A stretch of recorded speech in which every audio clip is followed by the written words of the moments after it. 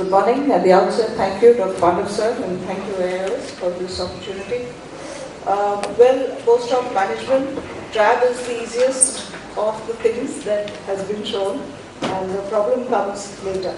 So, completion of trabeculectomy surgery really is the beginning of a process that takes several months to complete.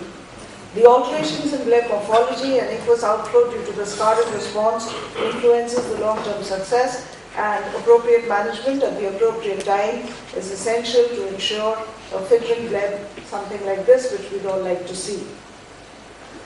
So what is the ideal trabeculectomy? We'd all like to see a diffuse, mildly elevated bleb with normal conjunctival vasculature, visible fluid in the flap, and yet a scleral flap visible just at the base of it, a well-formed anterior chamber, a tightly closed conjunctival wound, and a patent sclerostomy. Now, isn't that a miracle to ask for? Because you're asking the body to heal completely, heal partially, and not heal at all. But this is the kind of bleb on the first post-op day which we all dream to have, and let's see what happens. But that's utopia. And all of us who do trabeculectomy surgery have these usual bugbears to take us through. So how often is follow-up required? I'm often asked this question because they say that every follow-up visit costs money. So that's a question which has been asked time and again. But then you can't get away from it. You do need frequent monitoring if you're going to do a trabeculectomy and you expect it to succeed. Because it allows changes in blood characteristics to be identified, and there's an early window of opportunity which exists to modulate these changes. And if you lose this window of opportunity, you've lost the battle. So the first 6 to 8 weeks, we would say, are crucial in making your trabeculectomy bleb successful. So what our usual schedule is, we call them weekly for the first month, 2 weekly for another month, and then depending upon the bleb and the IOP. So what is shown here is typically on the first post-operative day, you see it's a diffuse bleb all right, but there's a little bit of bleed, which really goes away by the time of the first week. At the end of 2 weeks, it's better, and 6 weeks later, you can be on your way to tell your patient that it looks as though your blebs are doing fine. But this entire period of time is not just wait and watch. This period of time envisages looking at the bleb and modulating changes as you see. So it's not going to be the same every time. But this is what a usual course would be, because we do very tight suturing. In the first week, there's going to be quite a bit of inflammation. So what you need to tackle is that. So frequent topical steroids and cycloplegics in the first week, and yes, you need to tell your patient that you will not be able to read from this side for the first month or so, because we are going to be using a lot of cycloplegics to bring down the inflammation and keep the anterior chamber intact. But usually on the first post-op day, the IOP is high because we've done very tight suturing of the scleral flap, because we don't want the hypotony. It's easier to manage high pressures post-operatively than low pressures. So what is usually required is a gentle massage, and I've shown it right there. You just need to go over the top lid, just beyond the scleral flap. So it's a sort of fish mouthing just for an instant. So you just give one quick massage, and that's usually enough. And this, you see, is a flattish looking bleb, and after the massage you can see the fluid. So this is just after, on the first post-op day. And it results in fish mouthing, and just one bead of aqueous comes out, and that's all that you need. So it's better to have intraocular pressure in the mid-teens in the early post-operative period, and not have your eyes hypotenuse to prevent the secondary aqueous from coming and forming your anterior chamber, which is going to be rich in cytokines, and the fibroblastic activity is going to be more. So be careful not to shallow the AC. So be very, very gentle with your massage. You can give 1 or 2 if you want, but just be gentle. Now, within the first post-operative week, usually the bleb is quite vascular. If it's excessively corkscrewed or inflamed, a subconjunctival 5-fluorouracil injection is given under aseptic conditions. So this is probably within the first week, and that's where the injection is given, way away from the bleb, but be careful. There is a risk of injection 5 fluid going into the eye if your eye is too hypotenuse and if you inject it fast. So be very, very, very gentle. Be right away from the bleb, because you just want that 5FU to percolate down in the area of your bleb, but you don't want it inside. Now this is something which I'm not proud to share, but it's happened.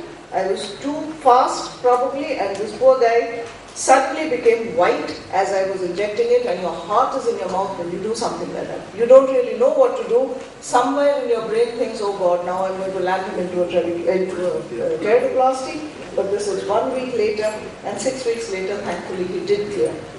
But it's very, very scary when it happens. So this is just to show you that you need to be very careful while doing these procedures. The other thing is when to manipulate sutures. Well, intraocular pressure is still high, or if there's a lot of pressure required for massage, it's best to do a releasable suture removal, and it's prudent to do it within the first 10 days to 2 weeks before the scleral flap starts scarring down, because then if you remove it later, probably the suture might break, and then you're in trouble because then you need to use a laser or something to lysis. So we usually do it within the first 3 to 5 days when the pressure is really high. And it's easy, you just catch hold of this loop. All these blebs are Phoenix-based flap, because that's what I usually do. But either of them, with the limbus-based flap, they work extremely well. And then you just need to take a sterile forceps, put in a drop of paracaine, and just pull out the loop and you're through. So this is what a typical course would be in young patients. Day 1, all we need to do is give lots and lots of steroids for the inflammation. By day 7, usually they've had their suture removals and their injection 5FUs in place. And by day 21, this bit of corkscrewing the conjunctiva is already becoming normal and on its way to becoming a good bleb. Now what if the pressure is low? Now that is more troublesome than if the pressure is high. Look at the bleb. If it's high with a shallow AC, it's probably due to overfiltration. You need to initially give it just a good pressure patch, atropine, and if there is a lens and cornea touch, you need to reform the anterior chamber. But low with or without a shallow AC, look for a leak.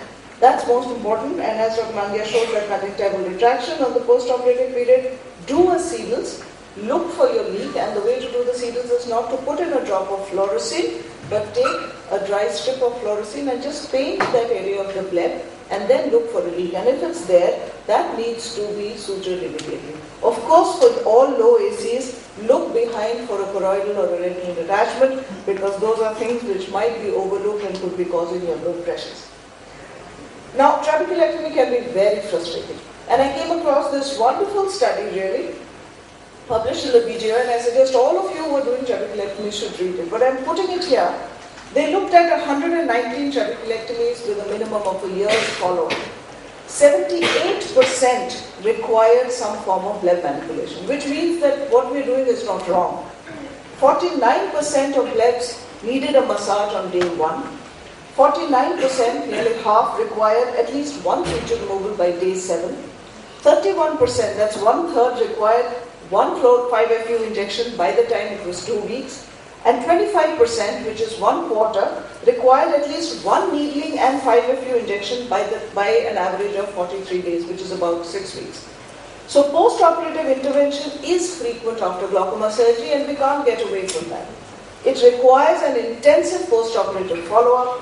It's a labor-intensive undertaking. Doing the trabeculectomy is easy, but salvaging the trabeculectomy bleb is tough. IOP in the intervention group, in spite of all this, was always higher than in the group that did not require an intervention. So what should one look for? There are several indicators that point to a risk of bleb failure. One is, of course, excessive conjunctival injection. If it's very, very red, you need to be a little worried. The corkscrewing of vessels, as Parul said, the corkscrewing vessels on the surface just means that the fibrosis is occurring just below the conjunctival surface. And those fibroses are pulling those vessels which should have been straight, and that's why you need to be worried.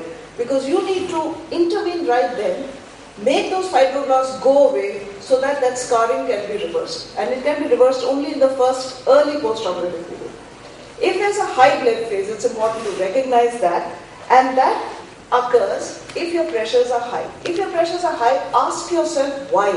Don't just go in and accept it, and don't just do a knee-jerk reaction and put in a timolol or put in an anti-glaucoma agent. Ask yourself, why should your pressure be rising after the bleb? It's important to recognize a high bleb phase, which typically happens at 6 weeks, and conversely requires an aqueous suppressant to tide over that period and prevent it going into a tenon cyst.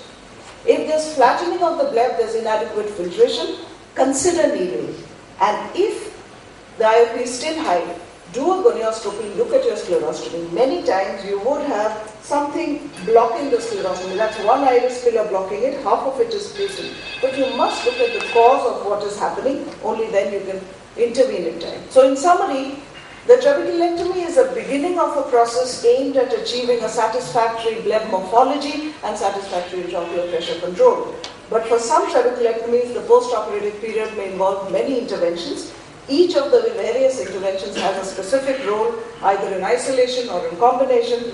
Recognition of bleb morphology is the basis of intervening in time, but it's a sobering fact that despite close monitoring, some trabeculectomies ultimately will fail.